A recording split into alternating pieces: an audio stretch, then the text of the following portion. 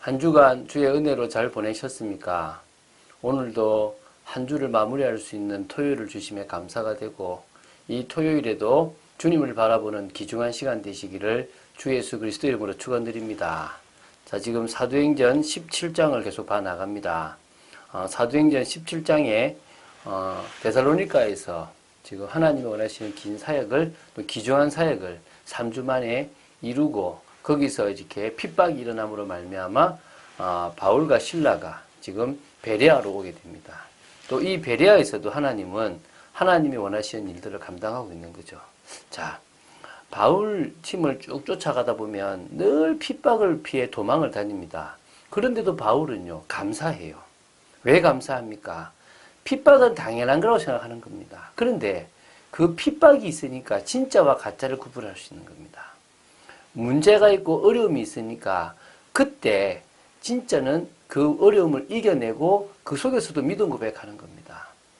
바울은 가는 곳마다 말씀을 사모하는 제자들을 세우고 또 그들을 통하여 교회를 세워나가는 이런 부분에서 진짜 하나님의 역사를 보고 있는 겁니다. 그러니까 핍박이거나 아무것도 아닌 겁니다. 여러분 앞에 문제가 있습니까? 어려움이 있습니까?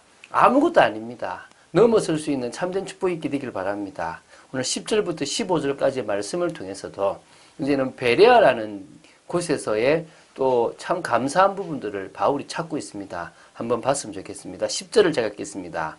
밤에 형제들이 곧 바울과 실라를 베레아로 보내니 그들이 이르러 유대인의 회당에 들어가니라.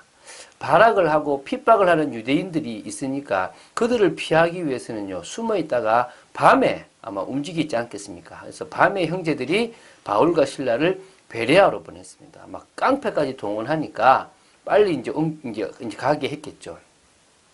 그래서 이제 이 다른 사람들은 모르겠지만 일단은 바울과 실라는 지금 바로 옆 지역인 어디로 가고 있습니까? 지금 베레아로 가게 되었다는 것입니다.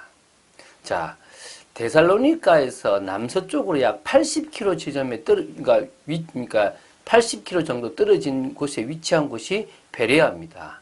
이곳을 현재는 베리아라고 부르는데요.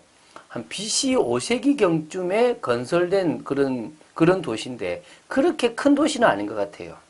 그래서 로마 식민지는 분명했지만 번영하지는 않았지만 나름대로 조금 수준 있는 사람들이 모여 살았던 그런 곳인 것 같습니다. 그래서 이곳이 그렇게 신변에 좀 안전이 되다 보니까 데살로니가에 있는 그런 제자들이 이곳으로 가라고 하지 않았겠나 싶은데요. 역시 이곳에 가서도 그 바울은 어디를 갑니까? 회당을 갑니다. 베레아에 있는 사람들은 데살로니가에 있는 사람들보다 더 너그러워서 간절한 마음으로 말씀을 받고 이것이 그러한가 하여 날마다 성경을 상고함으로 이 베레아 사람들의 성품에 대해서 잘 나옵니다. 데살로니가 사람들보다 낫다고 누가는 지금 기록하고 있습니다. 어떤 게 낫냐? 더 너그럽대요. 이거를 NIV 성경에는 어떻게 보냐면 보다 더 고결한 마음을 가진 좀 종교성이 있다 이거죠. 좀 나름대로 하나님 말씀을 좀 사모하는 마음들이 있었다는 거죠. 그래서 그 마음으로 그 간절한 마음으로 말씀을 받았는데요. 근데 받고 나서가 중요합니다. 이게 맞는가 안 맞는가를 확인하기 위하여 날마다 성경을 연구했다 그럽니다. 이런 사람 보면 저는요, 막 힘이 나요. 제가 막 어제도 저 안산부터 군포, 저 양재, 저 서울, 종로, 경복궁, 서울 청사까지 갔다가 이렇게 쭉 다시 또 양재로 왔다 이렇게 또 왔거든요. 막 집에 오니까 뭐 한 10시쯤 됐는데 10시 넘었죠. 피곤하더라고요. 힘들고요. 그런데 말씀을 사모하는 사람이 있으면요, 막 힘이 나요. 어제도 저 서울 청사에서 말씀 받는 사람이 이렇게 말씀을 받을 자세가 돼 있더라고요. 그거 갔다 오니까 막 힘이 나는 거죠. 지금 바울은 아마 이 베레아 사람들 보고 힘이 났을 겁니다. 그들이 말씀을 너무너무 잘 받으니까. 자, 그 중에 믿는 사람이 많고 또 헬라의 기부인과 남자가 적지 아니하나. 지금 베레아에서도요, 믿는 사람들이 많았다고 얘기합니다. 당연하겠죠. 이 더 말씀을 사모하는 마음을 가졌기 때문에 당연히 그렇지 않겠습니까? 그러니까요, 헬라의 기부인들, 또 남자들이 헬라의 남자들까지도 적지 않게 예수님을 믿게 되는 겁니다. 항상 어디 가든지 복음에 반응하는 사람, 복음을 사모하는 사람이 있었고요. 또 있겠죠. 복음을 방해하는 사람. 근데 이게요. 저기 지금 13절 보면 참 놀랍니다. 데살로니카에 있는 유대인들은 바울이 하나님의 말씀을 베레아에서도 전하는 줄을 알고 거기도 가서 무리를 움직여 소동하게 하거늘. 베레아의 역사가 일어난 사실을요. 데살로니카 사람들이 들은 거예요. 80km나 떨어졌는데 거기서요. 베레아까지 80km를 온 겁니다. 열심히 대단하죠. 와가지고 무리를 움직여가지고요. 막 소동하게 한 겁니다. 그러니까 안 거죠, 유대인들은. 저 독한 바울은 어디 가나 복음 전하는데 어디 가서 베레아 갔다? 그러면 거기서도 복음 전할 것이다. 가자! 막아야 된다. 하나님의 뜻은 저들을 막는 거다! 이 생각했겠죠. 여러분, 우리가 성경을요, 하나님의 뜻 그대로 볼 수 있는 것 자체가 얼마나 축복입니까? 여러분, 그렇게 되길 바랍니다. 형제들이 곧 바울을 내보내어 바다까지 가게 하되 실라와 디모데는 아직 거기 머물더라.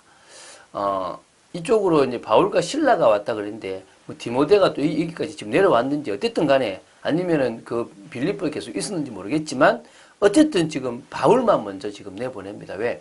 계속 바울을 찾고 있으니까 바울을 잡으려고 하니까 쭉 온 거죠. 어디까지 가느냐? 다음 주에 나오지만은 요 다음인데 아덴까지 가거든요. 아덴까지는요. 해안도로로 가도 320km예요.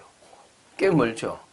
자, 어쨌든 보겠습니다. 15절입니다. 바울을 인도하는 사람들이 그를 데리고 아덴까지 이르러 그에게서 실라와 디모데를 자기에게로 속히 오게 하라는 명령을 받고 떠나니라. 혼자 이제 갈 수 없으니까 바울을 인도하는 사람, 그 길이 어떤지 모르지만 이렇게 그 길을 잘 모를 거니까 인도하는 사람들이 쭉 인도를 합니다. 그래서 어디까지 갑니까? 아덴까지 이제 가서 잘 안전하게 있는 걸 보고 올라오는데 그때 이제 바울이 뭐랍니까? 바울과 실라를 빨리 보내달라. 디모데와 실라를 빨리 보내달라 그랬죠. 왜요? 바울은 팀 사역을 합니다. 같이 움직이는 것이 중요하기 때문에 빨리 와서 같이 합류해서 또 이곳에서도 한 역사를 이루자 이거겠죠. 이 아덴에서 사역은 이제 다음 주에 나올 건데요. 좀 안타까운 부분들이 좀 있는 것도 있습니다. 어쨌든 이 아덴이라는 지역은 뭐 여러분 잘 아시는 아테네입니다. 그래서 헬라 문화의 중심이고 문학과 철학의 도시로 유명합니다. 여러분 잘 아는 소크라테스, 플라톤, 아리스토텔레스, 뭐 에피쿠로스 또 뭐 제논의 제2의 고향이라 할 정도로 이 철학의 어떤 중심지입니다. 여기서는요. 철학 어떤 지식을 아는 것에서는 아주 뛰어나지만 또 생각보다 음란한 부분도 있고요. 또 막 격투사들이 살인하는 것들을 막 즐기는 도덕적인 수준은 아주 낮게 되어 있는 것입니다. 로마가 그리스도를 정복한 이후에서도요. 여기는 세금을 물리지 않았고요. 사법 자치권도 주었다고 합니다. 좀 프라이드가 있는 그런 도시가 아덴이라고 보면 되겠죠. 여기서도 바울은 팀 전투를 하려고 합니다. 자, 1차 순회와 다르게 2차는요, 좀 복잡합니다. 누구를 두고 또 핍박이 본격적으로 시작됩니다. 1차 때는 그냥 가만히 있던 그런 유대인들이 이제는 조직적으로 움직여가지고 바울의 전도를 방해합니다. 그런데 그 전도의 방해를 무릅쓰고도 바울은 뭐합니까? 계속적으로 전도 운동을 일으킵니다. 오히려 더 빨리, 더 확실하게 하나님이 예비한 사람을 찾고 있는 겁니다. 이게 지금요, 하나님이 하시는 일 아닙니까? 마게도냐의 많은 제자들이 로마로 갈 만큼 바울은 마게도냐의 귀한 사역들을 감당했거든요. 자, 그런 부분에서 바울은 늘 복음의 은혜가 필요했을 것입니다. 그러다 보면요, 저는 이제 내일 설교할 건데 뭐가 필요하냐면요, 구별된 삶. 하나님이 원하시는 세상에 물들지 않는 삶이 필요한 겁니다. 그래야 우리가 더 깊이 있게 은혜 속으로 들어갈 수 있고 더 이 복음의 은혜 속에서 전도자의 사명을 감당할 수 있는 겁니다. 바울은 늘 그런 중심으로 살아갔다는 겁니다. 전도자들은 그렇게 살아갔다는 겁니다. 오늘 우리도 그렇게 살아가야 될 줄로 믿습니다. 하나님이 진정으로 해나가시는 참된 역사를 우리는 봐야 됩니다. 다른 것 없습니다. 말씀에 사로잡히면 돼요. 복음의 말씀에 사로잡히면 그 말씀 속에서요, 복음의 흐름, 말씀의 흐름이 보이고요. 교회가 어떻게 가야 될까가 보이고요. 전도와 선교의 흐름도 보입니다. 우리가 문을 여는 게 아니지 않습니까? 하나님이 문을 여실 겁니다. 하나님이 진행하실 겁니다. 조급할 필요 없습니다. 어제도 누가 상담을 하더라고요. 회사에서 이렇게 어떤 뭐 이렇게 조금 밀리는 일들이 있었는데 가서 말하고 싶더라는 거죠. 제가 그랬습니다. 하나님 살아계십니다. 하나님께서 그거 아십니다. 근데 우리는 뭐 하느냐? 하나님께 그걸 그대로 이야기하는 거다.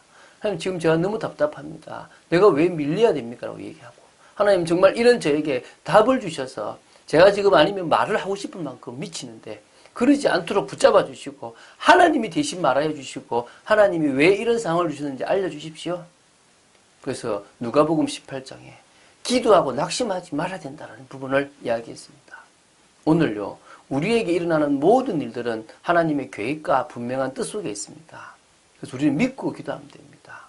오늘 하루도 은혜를 사모하시고 하루를 정리하시고 한 주를 정리하시고 내일 하나님이 내게 주실 답이 뭔지를 생각해보고 내가 답을 얻어야 될 부분들을 정리하고 기도하는 중에 예배를 준비하시는 여러분 되시기를 주 예수 그리스도 이름으로 축원드립니다.